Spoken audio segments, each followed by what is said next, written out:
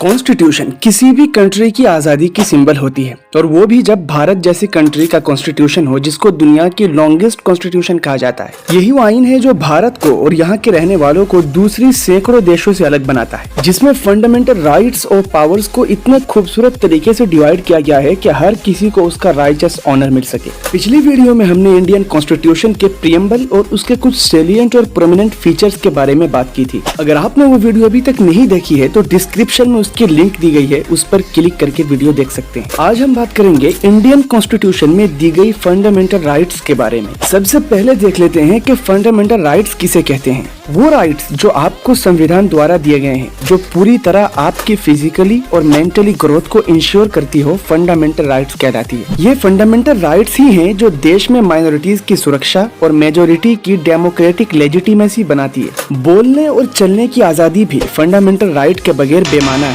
भारत के संविधान में फंडामेंटल राइट को आर्टिकल 14 से लेकर 32 से पार्ट 3 में बताया गया है। अगर सरकार या किसी और के द्वारा इन राइट्स के साथ छेड़छाड़ की गई तो हर किसी को यह हक हासिल है कि वो उसके लिए सुप्रीम कोर्ट का दरवाजा खटखटाए, और सुप्रीम कोर्ट या हाई कोर्ट किसी भी ऐसे कानून को रद्द कर सकती है जो फंडामेंटल राइट्स को डैमेज कर रही हो। कुछ फंडामेंटल राइट्स तो ऐसे हैं जिनसे विदेशी भी फायदा उठा सकते हैं। इक्वलिटी और फ्रीडम ऑफ रिलीजन जैसे राइट्स से भारतीयों के साथ साथ फॉरेनर्स भी भरपूर फायदा उठाते हैं। इंडियन कॉन्स्टिट्यूशन में 7 फंडामेंटल राइट्स शामिल किए गए थे, लेकिन साल 1976 में 44वें अमेंडमेंट एक्ट के बाद उनमें से राइट टू प्रॉपर्टी और जागीरदारी सिस्टम को हटा दिया गया। अब ये टोटल 6 हैं। Number 1 right to equality, number 2 right to freedom, number 3 rights against exploitation, number 4 right to freedom of religion, number 5 cultural and educational rights, number 6 right to constitutional remedies. सबसे पहले आ जाइए राइट टू इक्वलिटी। इसका मतलब है कि सभी नागरिक privileges का इस्तेमाल इक्वली करेंगे,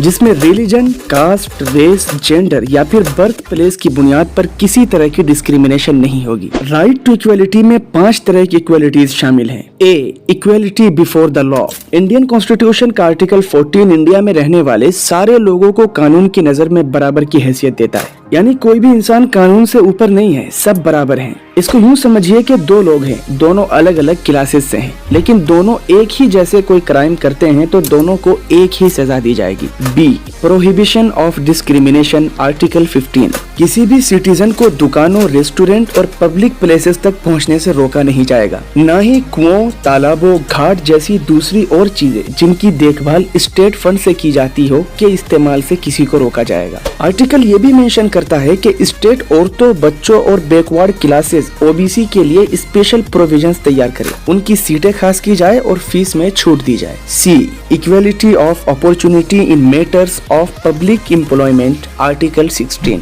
आर्टिकल 16 देश के सभी नागरिकों को स्टेट को सर्व करने की बराबर अधिकार देता है। रेस, रिलीजन, कास्ट, सेक्स और प्लेस ऑफ बर्थ के ग्राउंड पर पब्लिक एम्प्लॉयमेंट में किसी के साथ भेदभाव नहीं की जाएगी। यहाँ तक के बैकवर्ड क्लासेस के लिए खुसूसी रियायत भी दी जा सकती है। D, abolition of untouchability. संविधान छूतछात को पूरी तरह खत्म करने का हुक्म देता है, और कोई भी ऐसा काम जिससे छूतछात का खतरा हो एक क्राइम माना जाता है, जैसे गवर्नमेंट इंस्टीट्यूट्स में किसी को एडमिशन देने से रोकना, पब्लिक वर्शिप प्लेसेस या पूजा स्थलों पर किसी को पूजा करने से रोकना, बैकवर्ड क्लासेस के किसी भी इंसान की बेइज्जती करना, डायरेक्टली या इनडायरेक्टली छूतछात को फैलाना। इनमें से कोई भी काम कानून की नजर में क्राइम और उनका करने वाला क्रिमिनल कहलाएगा। ई, एबोलिशन ऑफ टाइटल्स, आर्टिकल 18। कोई भी नेशनल या इंटरनेशनल टाइटल जो किसी को समाज में एक अलग प्रिविलेज दे, इसको पूरी तरह खत्म कर दिया गया है। संविधान में इस बात पर जोर दिया गया है कि राय साहब या राय बहादुर जैसे टाइटल्स का इस्तेमाल नहीं किया जाएगा, जो ब्रिटिश गवर्नमेंट के जरिए उनकी मदद करने वालों को दिए गए थे,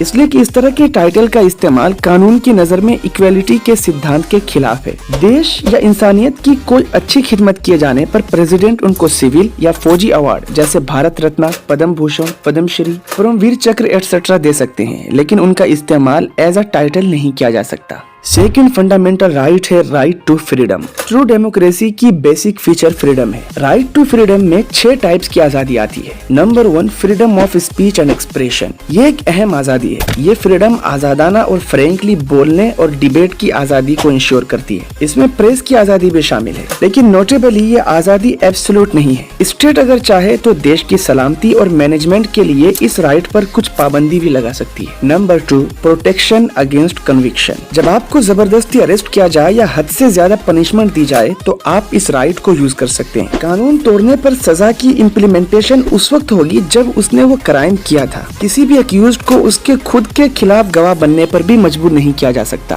protection of life and personal liberty. Bharat का कोई भी इंसान उसकी जिंदगी या पर्सनल आजादी से महरूम नहीं होगा। किसी को भी केवल किसी ऑफिसर्स के टेम्परामेंट और डाउट्स की वजह से ना तो सजा दी जा सकती है और ना ही जेल भेजा सकता है। सजा किसी को उसी वक्त दी जा सकती है जब वो कानून के खिलाफ कोई काम करे। Number 4, protection against forcible arrest and detention. किसी भी नागरिक को रीजन बताए बगैर अरेस्ट नहीं किया जा सकता। उसे अपनी मर्जी के वकील से सलाह करने और उसके द्वारा डिफेंस किए जाने का हक हासिल होगा। Number 3, right against exploitation. अगर आपको ऐसा लगता है कि ब्रिटिश द्वारा ही भारतीयों का शोषण किया जाता था तो यह गलत है। ये शोषण ब्रिटिश के अलावा बहुत से महाजनों और जागीरदारों द्वारा भी होता था, जिसको बंधुआ मजदूरी का नाम दिया जाता था। राइट अगेंस्ट एक्सप्लॉयटेशन में बंधुआ मजदूरी के साथ साथ इंसानों के बिजनेस पर भी रोक लगा दी गई है। साइक्लोन, विल्ड फायर और फ्लड के मामले में काम की जरूरत पड़ जाती है, इसकी परमिशन जरूर दी गई, लेकिन ये बंधुआ मजदूरी नहीं कहलाएगी। इसी तरह वो बच्चे जो 14 साल से कम के हैं वो भी किसी डेंजर स्पोर्ट्स जैसे फैक्ट्री या माइन में काम नहीं कर सकते।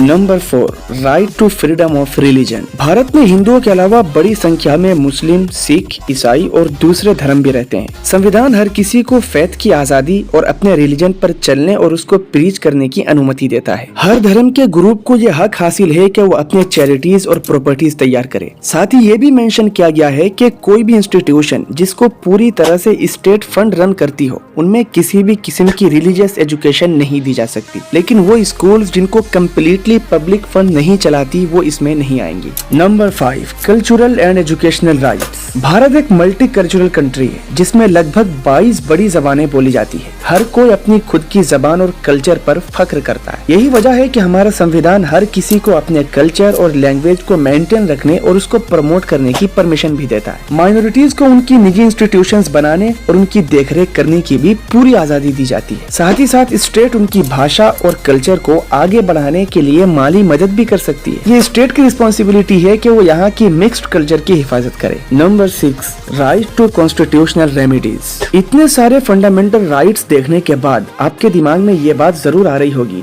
कि ये सब अधिकार तो हमें मिल रहे हैं, लेकिन अगर स्टेट या किसी इंस्टीट्यूशन या किसी और द्वारा इन राइट्स के साथ छेड़छाड़ की गई तो आदमी क्या कर सकता है? इसके लिए कॉन्स्टिट्यूशनल रेमेडीज को रखा गया है। कोई भी आम नागरिक ऐसी स्थिति में सुप्रीम कोर्ट या हाई कोर्ट का दरवाजा खटखटा सकता है, उसकी बात सुनी जाएगी और मुजरिम को सजा भी दी जाएगी। इवन स्टेट को भी ऑर्डर दिया गया है कि वो इस तरह के कानून न बनाए जिससे किसी की फंडामेंटल राइट्स को ठेस पहुंचे। खुद बाबा साहब अम्बेडकर ने कहा था कि रिट की हैसियत संविधान के 3rd पार्ट की रूह है। इस वीडियो के बाद आपको फंडामेंटल राइट्स के बारे में अच्छे से पता चल गया होगा। अगर आपको वीडियो अच्छी लगी हो तो वीडियो को लाइक कीजिए, हमारे चैनल को सब्सक्राइब कीजिए और इस तरह की और वीडियोस के लिए जुड़े रहिए लेटेस्ट बुलेटिन के साथ।